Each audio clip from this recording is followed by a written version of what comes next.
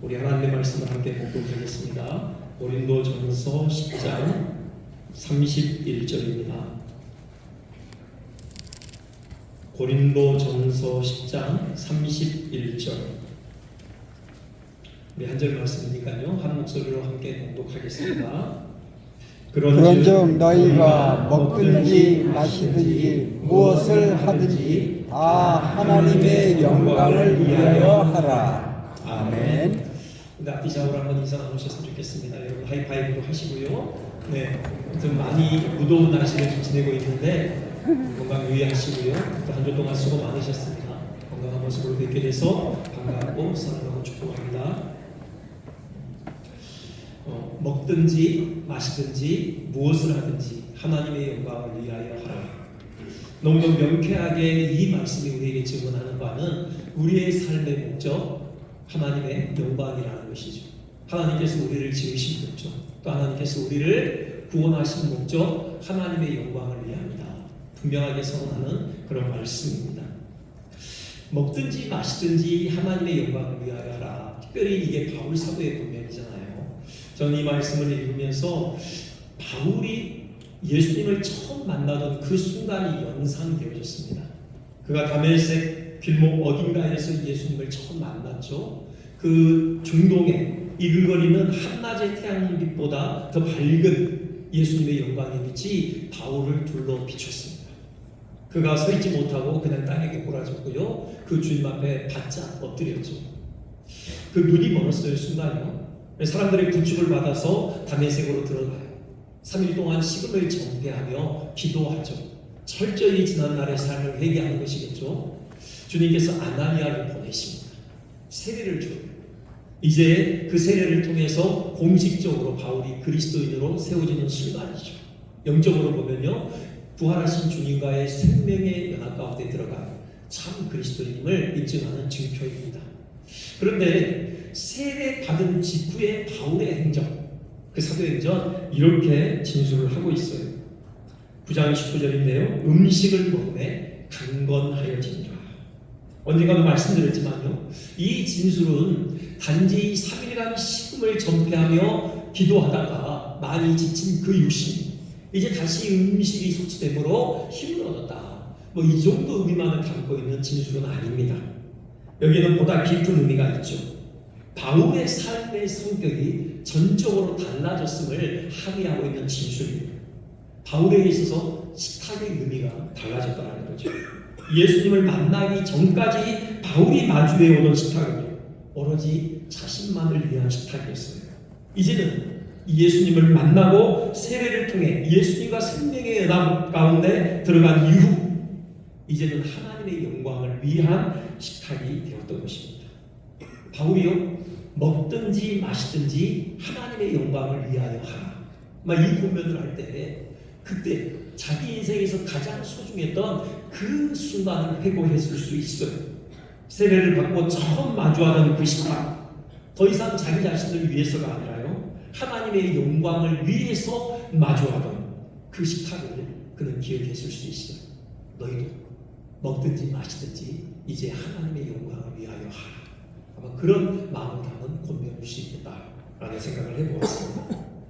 우리가 매일매일이 마주하는 식탁도 그런 의미를 지녀야 합니다. 하나님의 영광이라는 의미를 지녀야 하는 것이죠. 먹고 마시는 것만이 아니라요, 우리가 하는 모든 일상의 일들이 다 하나님의 영광을 위한 일이 되어야 하는 것입니다. 그렇다면 질문은 이것입니다. 과연 어떻게 하는 것이 하나님의 영광을 위한 것인가? 우리가 하나님을 영화롭게 하는 것의 구체적인 의미는 무엇인가? 오늘 한번 그 내용을 생각해 보고자 합니다.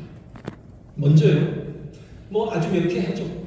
하나님을 영화롭게 한다. 그것은 하나님께 합당한 영광을 돌려드린다는 의미입니다.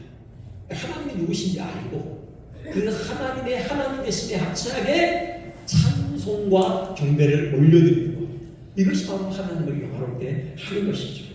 하나님께서 왜 다른 피조물과 다르게 우리를 독특하게 하나님의 형상으로 지으셨나? 우리를 통해서 찬송을 받으시기 위해서예요. 우리가 하나님이 주신 이 지적인 능력, 이 인격적인 기능을 발휘해서요, 하나님 그분이 누구신지 알고 그 영광 앞에 마주서면서 그 영광에 감탄하고 그 영광에 합치하게 하나님께 찬송을 올려드리길 하나님이 원하셨던 것이죠. 이걸요 이사야 43장 21절은 이렇게 선언합니다. 나를 찬송하게 하기 위해 내가 너희를 지었다 라고 말씀하시죠. 우리를 구원하신 목적 역시 하나님의 영광을 찬송하게 하려 합니다. 에베소서 1장 14절은 분명하게 선언을 하고 있습니다. 자, 하나님을 찬송하는 것, 하나님께 합당한 찬송을 올려드리는 것, 이것이 하나님을 영화롭게 하는 것이다. 그렇다면요 우리가 이 존재의 목적을 우리가 힘있게 이루어가기 위해서는 하나님 그분이 누구신지를 알아가야 해요. 하나님이 누구신지를 알아야지 하나님을 바르게 찬송할 수 있는 것이죠. 여러분 앵무새에게도요 하나님 찬양을 가르칠 수 있어요. 그가 우리를 따라 하잖아요. 그래서 찬송을 가르치면은 앵무새가 찬송을 부를 수도 있습니다. 하지만 앵무새는 자기가 하는 말이 무슨 의미인지 알지 못하잖아요. 본능적으로 그냥 따라 하는 거죠. 그것은 하나님께 대한 정당한 찬송이라 보기 조금은 어려운 면이 있어요. 물론 우리가 찬송할 때 처음에는 그 가사의 내용이 다 마음에 와닿지 않을 수도 있습니다. 어린아이들이 그렇잖아요. 어린아이들이 찬송을 부르는데 그 내용을 다 알아서 하는 것은 아닐 거예요. 그렇더라도 하나님께 찬송을 드려야 해요. 왜냐하면 그 찬송의 가사가 하나님께 합당하기 때문이죠. 하지만 언제까지나 앵무새처럼 아무런 의미도 모르고 입으로만 찬송할 수는 없잖아요. 우리의 마음을 실어야죠. 우리의 인격을 실어야 합니다. 그러기 위해서는 그 찬송의 내용에 부합한 하나님의 하나님 되심을 알아야 하는 것이죠. 우리의 하나님을 향한 그 찬송의 진실성은요 우리의 하나님을 아는 지식의 정도에 좌우되는 것입니다. 즉 우리가 우리의 존재의 목적인 하나님의 영광을 위한 삶을 충실히 살기 위해서는요 무엇보다도 하나님이 누구신지 알아야 하는 것입니다.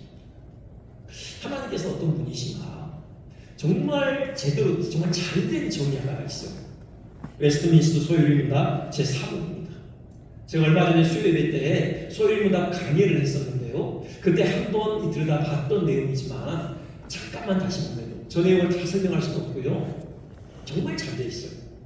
하나님은 영이시요 그의 존재하심과 지혜와 권능과 거룩하심과 공의와 인자하심과 진실하심 무한하시며 영원하시며 불변하시다. 뜯어보면요 정말 이렇게 하나님에 대해서 잘 정의할 수 있을까 싶을 정도로 잘된 정의인데요. 그 중에 하나님의 존재하심에 대해서만 다시 한번 생각을 해보겠습니다. 하나님의 존재하심 영원하고 무한하고 불변하시다는 거예요.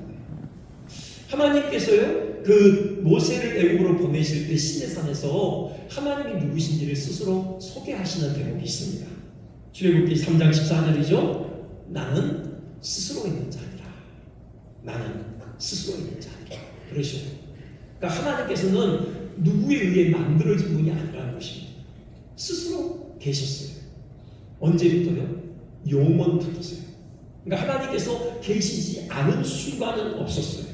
하나님께서는 원래부터 계셨습니다. 원래부터 성부, 성자, 성령 삼위일체 하나님으로 계셨어요. 그래서 앞으로도요 계속해서 영원토록 존재하시는 것이죠. 하나님께서 다스리시는 하나님의 나라도 영원해요. 우리에게 영원한 생명을 주셨잖아요. 하나님과 영원토록 하나님 나라에서 살게 하시는 것이죠. 하나님께서 스스로 계셨기 때문에요. 또 하나님께서는 변치 않으셔요. 신실하십니다. 야고보서 1장 17절 그는 변함도 없으시고 회전하는 그림자도 없으십니다. 분명하게 선언을 하고 있죠. 하나님께서 신실하시다. 변함이 없으시다. 이게 우리에게 얼마나 큰 위로가 되는지 몰라요. 하나님께서 시시각각으로 바뀐다고 생각해봐요. 우리 얼마나 고달플까요? 그리고 그 하나님 모시는 게 보통 일이 아니에요. 우리는 매일 하나님의 기분을 살펴야 해요. 하나님의 기분에 따라 우리를 다루신다고 해봐요. 우리 여기에 이렇게 존재하고 있을 사람 아무도 없을 거예요. 하나님께서는요 신실하셔요.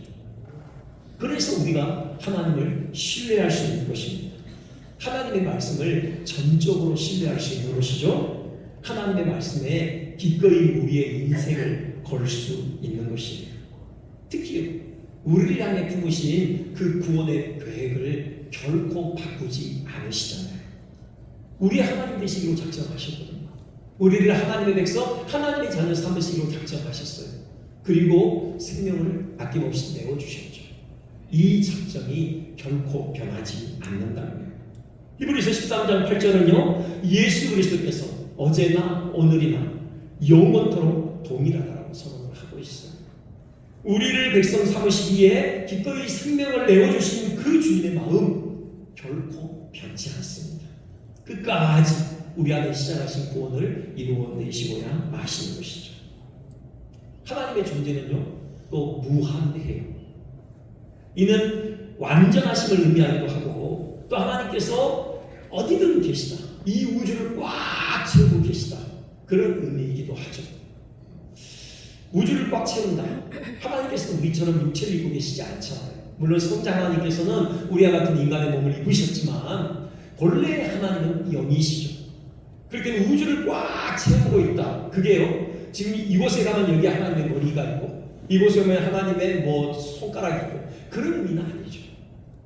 하나님은 어디든 바로 그 현장에 하나님의 전 존재가 머물고 있는 것입니다. 그런 의미예요. 하나님의 존재가 무한하다는 것은요, 어디든 하나님께서는 전 존재로 임재해 계신다 라는 그런 의미예요. 특히요, 하나님의 백성들, 우리 그리스도인들과는 특별한 의미로 함께 하십니다. 지금 그걸 시편 139편 기자가 이렇게 고백해요. 내가 주의 영을 떠나 어디로 가며 주의 앞에서 어디로 피하리까? 그러면서요, 하늘에 올라갈지라도 거기 계시고 수월에 내 자리를 펼지라도 거기 계신다고 고백해요. 하늘 저 위에서 가장 높은 곳, 수월 가장 낮은 곳이죠. 음부요. 그러니까 이걸 수직적인 차원에서 어디든 하나님께서 나와 함께 계신다라는 고백이고요. 그 다음에 보면은 내가 새벽 날개를 치며 바다 끝에 가서 거주할지라도, 그렇게 되어 있죠. 새벽 날개를 친다. 그건 해가 터오는 동쪽을 의미하죠. 바다 끝, 해가 지는 서쪽을 의미해요. 저 동쪽 끝에서부터 서쪽 끝까지 이 수평적인 차원, 어느 한 곳 빠짐없이 하나님께서 나와 함께 계신다라는 고백인데요. 그 다음이 정말 중요합니다. 주의 손이 나를 인도하시고 주의 오른손이 나를 붙드십니다. 이게 바로 하나님께서 하나님의 백성과 함께 하시는 특별한 방식인 거죠. 아무 의미 없이, 아무런 목적 없이 그냥 우리와 함께 계시는 게 아니라요, 하나님께서 성도들과 함께 계신, 그것은 주의 손이 우리를 인도하시네요. 주의 그 오른손이 우리를 붙드시죠. 하나님의 백성을 보호하시고 돌보시고 사랑의 교통을 나누시는 의미에서의 함께 하시는 것입니다. 그러면 이런 식으로 하나님께서는 언제 어디서든 우리와 함께 계시는 것입니다. 근데 이 고백이 우리 시편 기자, 구약 성도의 고백이잖아요. 구약 백성의 고백이에요. 우리 그리스도의 뒷부름을 받아 하나님의 자녀가 된 우리는 훨씬 더 탁월한 하나님의 임재를 경험하고 있잖아요. 성령께서 우리 안에 직접 오셔서 머물러 계시잖아요. 여러분, 그러니 얼마나 더 우리가 하나님의 그 임재의 복을 누리는 존재입니까? 하나님의 존재하심, 무한하시고 영원하시고 불변하시다. 여러분, 이 사실이 담고 있는 그 의미가 무엇인지 깊이 헤아릴 때 우리의 하나님을 향한 찬송에 깊이는 더해가는 것입니다. 그 진정성은 더 깊어져 가는 것이죠. 이런 식으로 우리가 하나님을 더 깊이 알아가기를 힘썼으면 좋겠습니다. 그래서 우리의 존재 목적이 하나님께 영광을 돌려드림, 정말 하나님께 합당한 찬송을 돌려드림에 우리 더 힘쓰는 하나님의 사람들 되시기를 주님의 이름으로 축원드립니다. 아멘. 두 번째로요, 하나님을 영화롭게 하는 것, 그것은 하나님을 기뻐하고 즐거워하는 것이에요. 하나님의 영광을 위해 산다. 그리고 그것은 괴로운 일이 아닙니다. 그럼 나의 행복은 어떻게? 그럼 오직 하나님의 행복만을 추구하며 살아야 돼? 나의 행복은 어떻게 하냐? 여러분, 그런 게 아니에요. 하나님을 영화롭게 하는 삶, 그것이 바로 우리에게 진짜 행복을 가져다주는 삶이에요. 그 삶이야말로 기쁨으로 충만한 삶인 것입니다. 하나님을 영화롭게 하는 것이 하나님을 바로 알고 하나님을 찬송하는 거라고 했잖아요. 하나님을 바로 알고 하나님을 찬송할 때 반드시 동반되는 것이 있어요. 그게 바로 영혼의 기쁨입니다. 여러분 기뻐요. 웨스트민스터 소요리 문답 하나만 더 볼까요? 첫 번째 문답이에요. 우리가 잘 알고 있는 사람의 죄일 되는 목적이 무엇인가 묻는 질문이죠. 거기에 대한 답변이요. 사람의 죄일 되는 목적은 하나님을 영화롭게 하고 영원토록 그분을 즐거워하는 것입니다. 라는 거예요. 이게 지금 두 개로 구분되어져 있는 것 같죠. 하나님을 영화롭게 하고 그리고 하나님을 영원토록 즐거워하는 것. 이게 별개처럼 보이는데요. 그렇지 않아요. 이게 별개가 아닙니다. 이게 하나예요. 이게 서로 긴밀히 연결된 것이에요. 존 파이퍼 목사님이라고 그분은 이 일문의 답을 이렇게 이뤄냅니다. 사람의 죄를 되는 목적은 하나님을 영원토록 즐거워함으로써 그분을 영화롭게 하는 것입니다. 그러니 하나님을 영화롭게 하는 것의 핵심이 뭐냐? 하나님을 기뻐하고 즐거워하는 것입니다. 우리가 하나님을 최고로 즐거워하고 기뻐할 때 하나님께서 최고로 우리를 통해서 영광을 받으신다는 것입니다. 오랜만에 저도 여러 단톡방이 있는데요. 우리 아현 장로교회 장로님들과 함께 모여있는 단톡방이 있습니다. 이름하여 아장당회라고 해요. 근데 이제 가끔 장로님들께서 이 유익한 글들을 올려주셔요. 영상도 올려주시고. 이번 주에 한 장로님께서 영상을 올려주셨는데 내용을 보니까요. 이 설교하고 너무나도 딱 똑같은 주제인 거예요. 거기서 우리가 하나님을 기뻐하는 것이 무엇인지를 아주 실감난 예를 들어서 설명을 하더라고요. 한 엄마가 우리 아이들이 과연 나를 기뻐하나 궁금해서 강사를 찾아가요. 그러니 강사가 그거 간단하게 알 수 있습니다. 답을 알려줘요. 오늘 저녁에 집에 들어갈 때 엄마가 집에 들어갈 때 그 집안의 분위기가 갑자기 환해진다. 그러면 아이들이 엄마를 기뻐하는 것입니다. 근데 반대로 엄마가 집을 나갈 때 집안의 분위기가 환해진다. 엄마를 기뻐하지 않는 것입니다. 너무 그럴듯하더라고요. 부모로서 아이들이 우리 때문에 기뻐하는 모습을 본다면 그것처럼 부모된 우리를 행복하게 하는 것이 어디에 있겠습니까? 퇴근할 때 우리 아빠들 그냥 그 손에 들린 선물 봉지를 보고 아이들이 기뻐한다. 그것도 좋아요. 그거보다는 아빠가 집에 왔다라는 사실 그 자체로 기뻐하고 즐거워하는 모습을 본다면 그것처럼 아빠를 행복하게 하는 것이 어디 있냐. 하나님께서도 같은 마음이라는 것이죠. 우리가 하나님을 최고로 기뻐하고 즐거워할 때 하나님은 우리를 통해서 가장 크게 영광을 받으시는 거예요. 우리가 하나님을 예배하러 나왔잖아요. 여러분 오늘 집을 나서실 때 어떠한 마음으로 이 예배의 자리에 나오셨나요?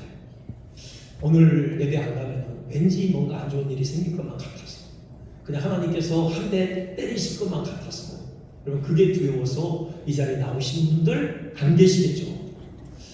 여러분 그거 하나님이 얼마나 기뻐하실까요? 물론 그런 마음이라도 여러분 나오시라 돼요.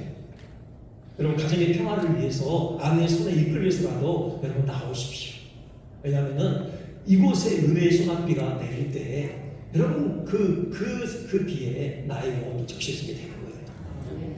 근데 그거보다는 하나님이 너무 좋았어. 하나님과의 만남이 그 무엇보다도 비할 수 없는 영혼의 기쁨이 되기에 예배 자리에 나온다. 그럼 하나님이 더없이 기뻐하시지 않을까요? 하나님의 품에 안겨서 아빠, 아버지라고 부르며 하나님과 사랑의 교통을 나누는 그 순간이 너무 사모되기에 여러분 이 자리를 달려나온다면 하나님 정말 기뻐하실 것 같아요. 시편 기자의 다음과 같은 고백이에요. 우리 한번 같이 한번 고백해 볼까요? 시편 84편입니다. 시작. 주의 궁정에서의 한 날이 악인의 장막에서 사는 것보다 내 하나님의 성전 문지기로 있는 것이 좋사오니. 네. 여러분 이런 고백이 우리 영혼 깊은 곳에서도 터져 나온다면 하나님이 그 고백 받으시고 얼마나 기뻐하시는가. 그게 바로 최고로 하나님을 영화롭게 하는 거예요. 실제로 하나님께서는 우리의 최고 선이 되십니다. 하나님께서 우리에게 주실 수 있는 최고의 선물이 뭐냐? 하나님 자신이에요. 예수님께서 분명하게 밝히셔요. 우리의 기도 응답, 최고의 기도 응답이 뭐냐? 성령이라고 말씀하십니다. 누가복음 11장 13절. 너희가 악할지라도 좋은 것을 자식에게 줄 줄 알거든 하물며 너희 하늘 아버지께서 구하는 자에게 성령을 주시지 않겠느냐라고 하시는 최고의 기도 응답이 뭐냐? 성령이라는 거죠. 하나님께서 우리에게 주시는 최고로 좋은 선물이 뭐냐? 성령이라는 거예요. 성령이 누구신데요? 하나님이시잖아요. 하나님이야말로 우리의 최고 선이라는 것입니다. 다윗이 이걸 알았죠. 그래서 다윗이 이런 고백을 하나님께 토해냅니다. 시편 16편 11절. 주의 앞에는 충만한 기쁨이 있습니다.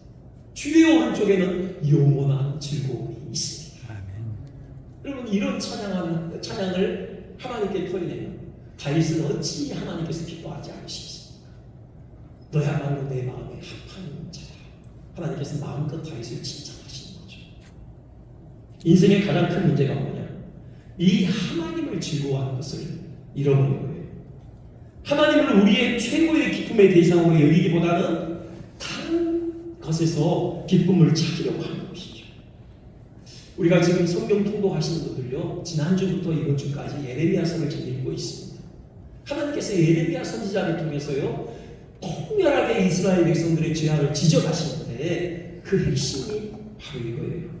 예레미야 2장 13절이죠. 내 백성이 두 가지 악을 해. 생수의 근원되는 하나님을 잊어버렸어. 버려버렸고.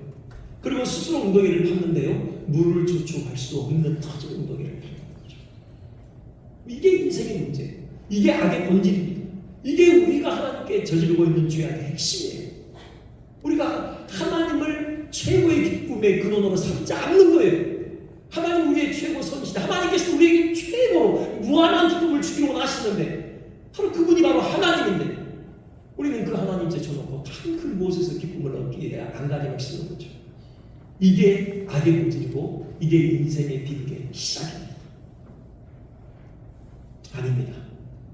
여러분, 하나님 우리 최고의 기쁨의 근원으로 삼기를 주님 이름으로 축원합니다. 아멘. 정말 우리 하나님 만났으면 좋겠어요. 저도요, 오늘 아침에 일부 예배 시작 전에 여기 와서 기도했어요. 이 설교해야 되는데 제 자신부터 돌아봤어요. 너 정말 하나님을 최고 손으로 여기고 있느냐? 너 정말 하나님을 예배하는 자리에 나오면서 그 하나님을 만날 것에 대한 그 감격과 흥분을 가지고 나오고 있느냐? 스스로 돌아보면 하나님 앞에 그렇게 부르짖었습니다. 제 자신이 먼저 그 하나님이 주시는 그 충만한 그 무한한 기쁨을 맛보게 해주십시오. 그 기쁨이 흘러가게 해주십시오. 우리 그런 사람 됐으면 좋겠어요. 아멘. 여러분, 생수의 근원 되신 하나님 우리 붙듭니다. 그래서 그분으로부터 주어지는 그 생수의 풍성함을 받아들이는 모든 하나님의 사람들 되시기를 주님의 이름으로 축원드립니다. 아멘. 마지막으로 한 가지요. 하나님을 영화롭게 하는 적극적인 삶의 양태가 하나 더 있죠. 바로 하나님의 영광을 반사하는 것입니다. 죄로 일그러진 하나님의 형상을 회복하는 것입니다. 하나님께서 애초에 우리를 하나님의 형상으로 지으신 것은 하나님 외에 하나님의 영광을 반사하는 존재를 갖기를 원하셨기 때문에 그래요. 온 우주 만물이 이런저런 모양으로 하나님의 영광을 반사하고 있거든요. 근데 그거보다도 더 선명하게 하나님의 영광을 반사하는 존재가 이 땅에 있기를 원하셨던 거죠. 그래서 우리를 하나님의 형상으로 지으셨어요. 그래서요, 하나님께서 사람을 지으시고 나서 심히 좋았다. 하나님이 그렇게 고백을 해요. 하나님이 그 지으신 그 모든 것을 보시니 특별히 그 가운데 사람을 지으셨거든요. 그 사람을 보시고 심히 좋았다라고 하시고, 왜요? 사람 안에 하나님 자신이 있으시거든요. 우리 안에 아담 안에서 하나님 자신을 보시면서 하나님을 기뻐하셨던 것이죠. 그게 바로 하나님의 영광이에요. 그게 하나님께 영광을 돌려드리는 것이에요. 근데 안타깝게도 범죄로 말미암아, 타락으로 말미암아 이 하나님의 영광을 잃어버린 것이죠. 이 하나님의 영광의 빛이 우리 안에서 사라져버린 것입니다. 우리 사람들의 행하는 악을 보면요, 가장 하나님을 많이 닮은 존재였는데 이제 가장 하나님을 닮지 않은 존재가 되고 말았습니다. 예수님께서 오신 목적이 뭐예요? 잃어버린 그 하나님의 형상을 다시 회복시키시기 위해서인 것입니다. 우리가 마땅히 반사해야 될 그 하나님의 영광의 빛을 다시금 반사 위해서 예수님이 이 땅에 오신 거예요. 그분이 우리를 더럽히고 있는 모든 죄를 그분의 피로 다 씻어내신 것이죠. 그리고 우리 안에 다시금 하나님의 형상을 새롭게 빚으신 것입니다. 이제 우리가 할 일이 뭔가? 그 하나님의 거룩하신 형상이 날로 우리 안에 선명하게 빚어져 가게 하는 것입니다. 거룩하신 하나님을 더욱 많이 닮아가는 것이죠. 우리가 하나님을 닮아갈 때 하나님께서는 우리 안에서 하나님 자신을 보시면서 기뻐 춤을 주신 것입니다. 그리고요, 세상도 우리 안에서 하나님의 영광을 보게 돼요. 우리 그리스도인은 달과 같은 존재라고 했잖아요. 태양 대신, 영혼의 햇빛 대신 예수 그리스도의 빛을 받아 세상에 반사하는 존재들이에요. 근데 그날 달이 아니라요, 해를 푸는 달이죠. 그 영혼의 햇빛 대신 예수님께서 우리 안에 오셨어요. 우리는 태양이신 예수님을 품고 있는 달이에요. 그렇다면 세상에 그 예수님의 영광을 가장 잘 반사할 수 있는 방법이 뭐겠어요? 우리 자신을 깨뜨리는 거예요. 여러분, 우리를 죽이는 겁니다. 우리의 옛자아를 죽이는 거예요. 그럴 때 우리 안에 계신 그 햇빛이, 영혼의 햇빛 대신 예수님의 빛이 세상에 밝히 비춰지는 거죠. 바울 사도는 이 진리를 이렇게 표현해요. 보배를 질그릇에 가졌다. 이 질그릇 안에 보배 대신 예수님이 계시고, 그럼 그 보화의 빛을 어떻게 세상에 비추냐? 질그릇이 깨어질 때. 고린도후서 4장 10절 바울이 그렇게 권면하잖아요. 우리가 항상 예수의 죽음을 몸에 짊어지면 예수의 생명이 또한 우리 몸에 나타나게 하려 합니다. 우리가 죽을 때, 우리가 깨어질 때 우리 안에 보배와 같이 빛나는 예수님의 그 영광의 빛이 세상에 비춰진다는 거죠. 우리가 세상과 구별되는 점이 뭐예요? 물론 많이 있죠. 주일 되면 우리 산으로 뚫러 놀러 가지 않고 성경책 끼고 교회 와요 예배드리기 위해서 구별되는 겁니다. 우리 내일 아침에 사무실 가서요, 일찍 가서 업무 시작하기 전에 성경책 펴들고 큐티해요. 분명히 구별되는 점이죠. 점심 시간에 우리 식탁을 마주하면서 식탁을 앞에 놓고 하나님께 감사하기도 해요. 구별되는 것입니다. 신뢰 조직해서요, 일주일에 한 번 점심 시간에 모여서 함께 예배해요. 동료들과 함께 구별되는 것입니다. 하지만 그 정도에서 멈춘다면은 세상은 우리의 그 구별된 모습에서 감동을 받지 않아요. 우리가 죽어 나를 깨뜨리는 그런 헌신이 있어야 해요. 그럴 때 우리 안에 담겨있는 그리스도의 은혜의 빛이 비춰집니다. 사람들은 그 빛을 보고 감동을 받아요. 우리 안에서 하나님의 영광을 보게 된다고요. 이것이 하나님을 명하게 하는 것입니다. 여러분, 먹든지 마시든지 무엇을 하든지 하나님의 영광을 위하여 하라. 우리 그런 삶을 힘있게 살아가는 하나님의 자녀들 되시기를 주님의 이름으로 축원드립니다. 네. 같이 이 찬양 주님 앞에 드리며 우리 결단하는